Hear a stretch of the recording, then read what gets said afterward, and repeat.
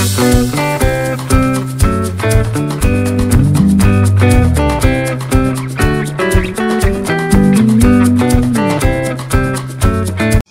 guys, today is my moving day in my new house, and my stuffs are already here. So I don't have enough sleep because I woke up 2 a.m. and then at 3 I got my things ready and then called the driver that we are ready, and then he came. And we live there in Manila about 4 a.m. So at exactly 5 a.m. We got here. So that's 1 hour 3 because we took an expressway for that. And after Tatay and my brother carry all those stuffs here inside of my house, they install my stove. So I'm gonna show you my new stove.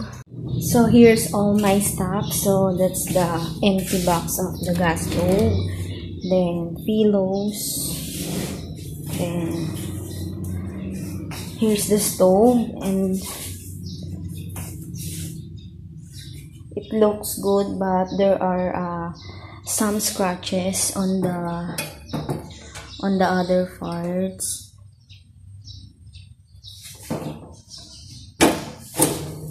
So I'm gonna put it on my ratings and feedback that the stove that I received has scratches.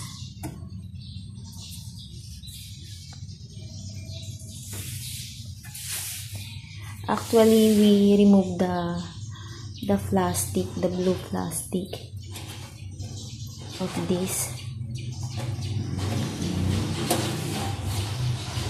So this tank is also new.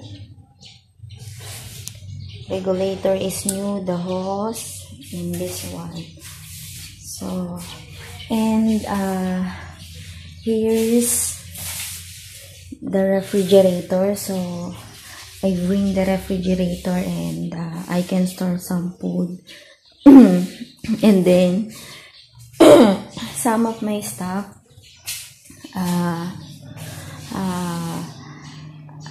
is already upstairs. So I told to Tatay and my brother to take it straight to the top. And then here's the cookware set. So this cookware set came from my sister. So she bought it from Qatar.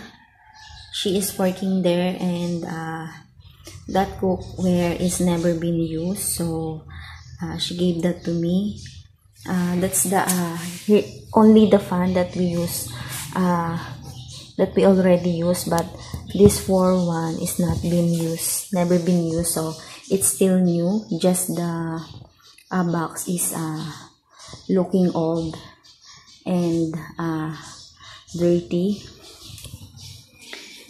So I have to work on fixing my stuff and organizing it, and take some rest and take a sleep because I am really sleepy. So I'm gonna take another video after me fixing and organizing my stuffs. So bye for now. So guys, I am done now installing the storage rack for my burner stove.